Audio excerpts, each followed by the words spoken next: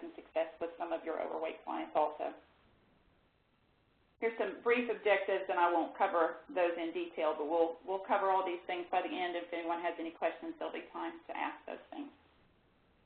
So obesity is, obviously a problem in our current state. We'll talk about in the next couple slides where we are, where individual states rank. But as a nation, this is a trend that continues to get worse. Obesity is identified as a BMI that is over 30, and this is associated with a significant increase in mortality.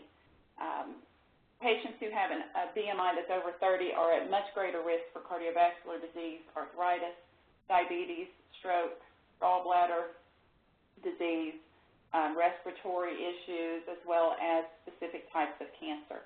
And the Centers for Disease Control and Prevention has a lot of great information on their website, and I would recommend that as a resource as you're working with obese clients to direct them to some information on how they can improve their health in general. This is the map of the United States and where obesity is most prevalent. I am in Kentucky, and as you can see in my state, we're between 30 and 35%. As a nation, we're more than 50% if you count overweight and obesity together. Overweight is defined as a BMI that's between 25 and 29.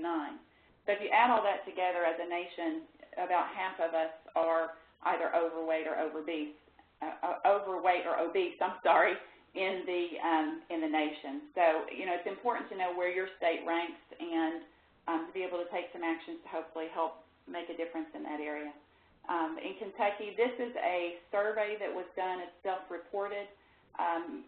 The people that participated in this survey were asked their height and weight, and they calculated these figures from that information. In Kentucky, at this particular time, it was at 30.4. This was from 2011. The map that I just showed you was from 2012. So knowing all that information, I think it's important as you're developing any kind of a weight loss program. And there's lots of different things to consider when you are talking about the patient who is obese and you're trying to get them to start to exercise.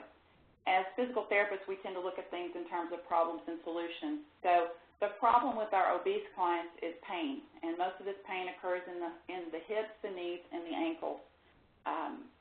The patients that I have doing this particular program for weight loss started out complaining about pain in the hips or the knees or the ankles, and they couldn't do normal, regular exercise. So the AlterG is a great solution for that.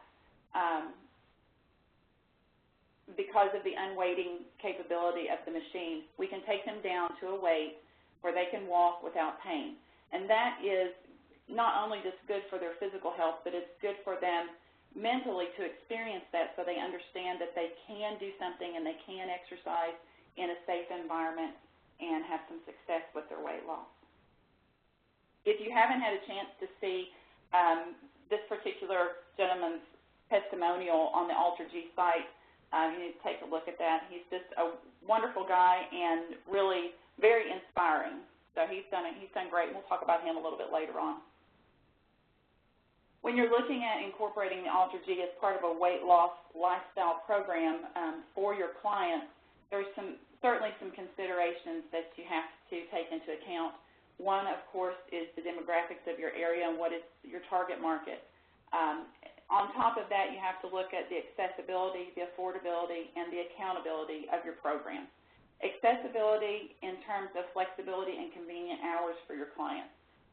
It is very difficult to motivate individuals in general. So when you have the patient that is, or the client that is on a weight loss type journey, then we want to make the clinic accessible to them as much as we can. So we try to offer them as convenient hours as possible, early morning, late evening, lunchtime, however that we can make that convenient for the patient that will work with our schedule also. Affordability is another issue, and depending upon where you are. My clinic is in a small rural community in Kentucky. There are I'm one of 4 PT places in town, and but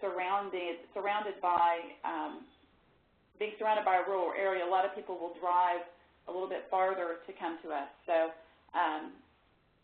there are pay-as-you-go plans that we do. People that don't want to buy the card, they can just pay per visit. The multi-visit cards is what we typically do, and then we have a plan where that once they've bought 2 cards, we give 50 minutes free on every 3rd card. Some facilities I know do memberships. We don't do that here, but you just need to assess what works best for your facility. When we talk about accountability, we're talking about accountability not just for between the client and the clinician, but what exactly, who is responsible for what. The clinician is responsible for initiating the program, taking measures, who's in charge of scheduling, and then you need your staff and your clinical staff and your support staff to also be there to support the client. So we make sure that there's some accountability measures for that, as well as that the client is accountable to us, and we try to encourage them at every step along their journey so that they know they're on the right track and help them to motivate and overcome those barriers that we know that they're going to encounter.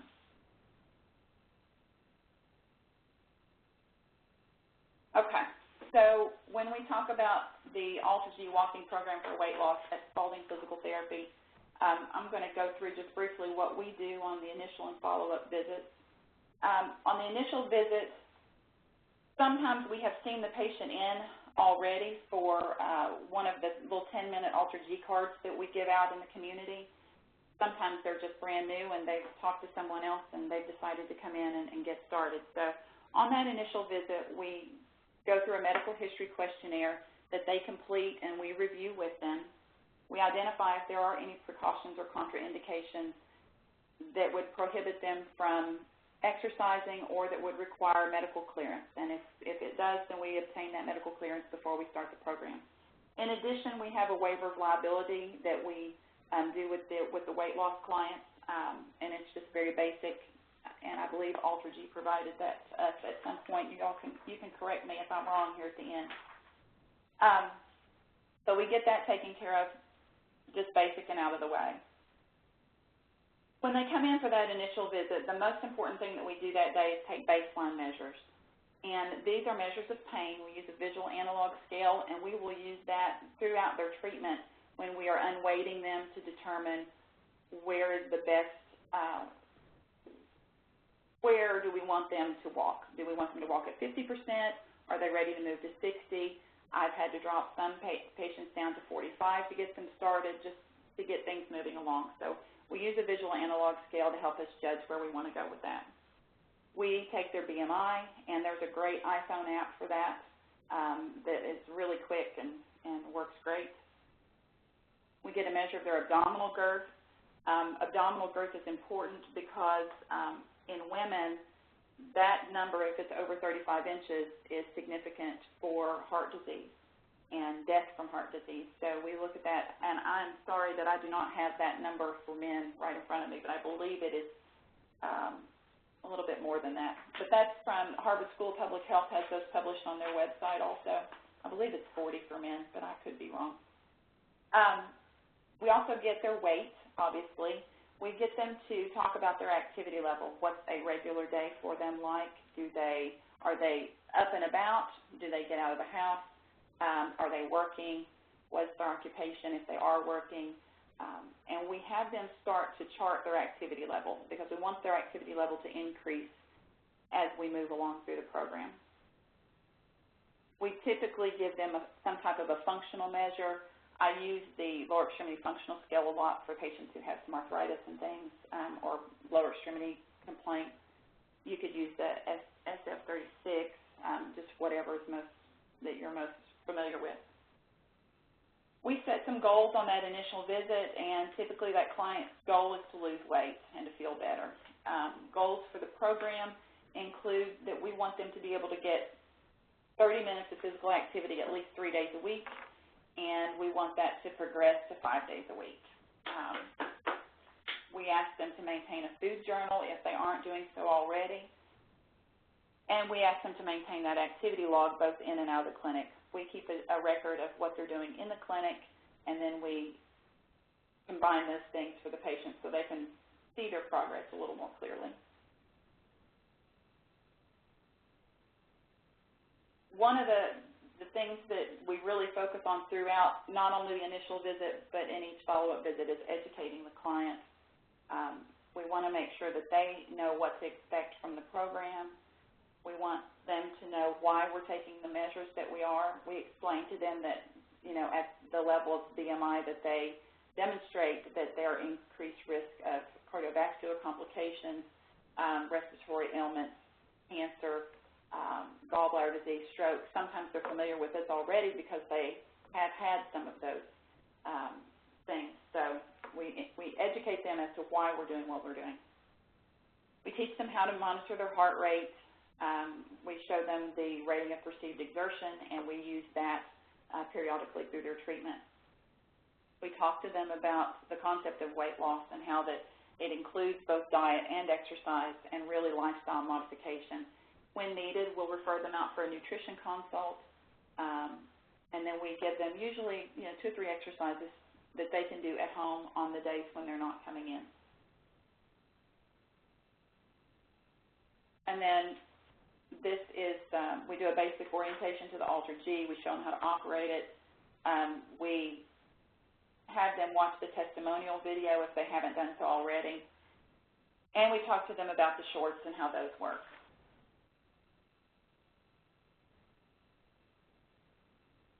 On follow-up visits, we record the speed, duration, incline, and their body weight from each visit. We discuss their activity level and any challenges they've encountered the last few days, and we always provide positive feedback for them. Monthly, we will measure their BMI, their girth, and take additional functional measures. Sometimes more often, it depends on how the client is doing. And if they need a little extra motivation, sometimes we'll do this and go through it a little bit more often. A lot of it's just specific to the client. So when we talk about exercise for the obese client, there's certainly barriers to exercise for everyone, and for the client that has so much to lose, those barriers seem to be insurmountable for some of them. So the first one is just the inertia of it, and we want them to get moving and we want them to stay moving. So we talk to them about once they get moving, they can keep moving, and that they have to continue to keep moving in order to break out of this cycle and begin to lose weight. Most of our clients who are obese and are using the AlterG are doing so because of pain. And one of the things that we talk to them about in the beginning when they're first learning about the program is, what if you could walk at half your body weight? What do you think about that? And they're all, they're very excited to see what that's like, and when they get on the AlterG for the first time, they know that difference of just walking on land or on a regular treadmill versus walking in the machine at an unweighted capacity that could be half their body weight. Fatigue is also an issue because these patients are tired most of the time. They're not feeling great anyway, and then we're asking them to exercise. So we talk to them about how physical activity tends to increase your energy level, and continuing in physical activity will do that.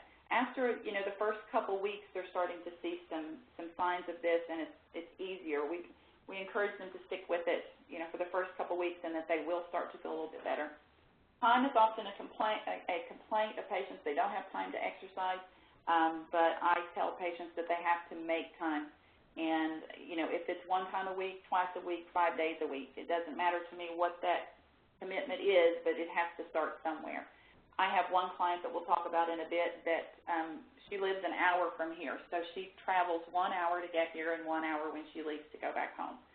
So, she comes in twice a week, and that's all the commitment that she can give because of the distance that she lives away. Some of the other clients come in 3 to 5 days a week, and that works out great for them. We mentioned affordability on the previous slide, and that really has to do with your market, and you need to see what works well in your market. Support from family and friends and clinic staff is very important, and we encourage our clients to make sure that they're getting proper support. A barrier to exercise is fear, and a lot of times these folks are fearful of injury. They're intimidated by exercise. They're not sure that they can do it. They don't want to be embarrassed. Lots of reasons for not exercising, and we just try to assure them that this is a low-risk method of exercising and that they can do it. Everybody can walk for the most part. So, you know, if they're unweighted, then they are seeing that they can walk for 10 minutes and not be in a huge amount of pain.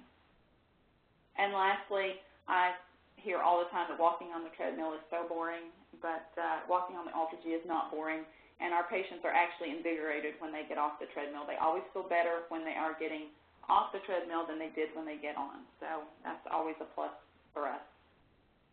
So when I look at the successful clients and what do they have in common, they all have a strong desire to overcome those barriers. They push and they continue on, and they're encouraged by their progress, and we encourage them. And I think this is pretty consistent no matter what kind of weight loss program that they're doing, whether it's with us or, you know, using the AlterG or if it were just a diet. These patients have a strong desire to overcome, and they're willing to put forth the effort. So some examples of the exercises that we're doing using the AlterG for weight loss. Progressive walking is the primary thing that we're working on. We vary the speed, the duration, the incline, and the weight. And as you'll see in some of our information on some additional slides here, we try to progress that at each visit. When we have maxed out their speed, we increase their duration, or vice versa. When we have maxed those things out, we add an incline. And then gradually we add weight to them over a period of time.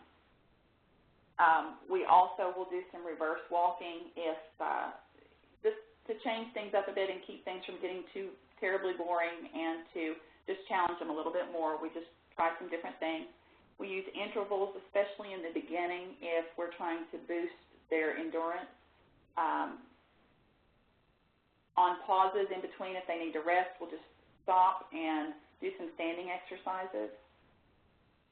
We add hand weight so that they can get a little bit of an upper body workout while they're working out. And this, I think it's client B is how we have it listed in here, but you know, one of the things that we did with him really was to add those hand weights early on, and it was very, very beneficial for him. We can also toss a weighted or an unweighted ball back and forth to them if we turn them around backwards in the machine. Once their balance gets to be pretty well, then and they don't have to actually hold on to the sides while they're walking. And that also helps with their cardiovascular endurance. Okay, so I'm going to talk about a couple clients that we have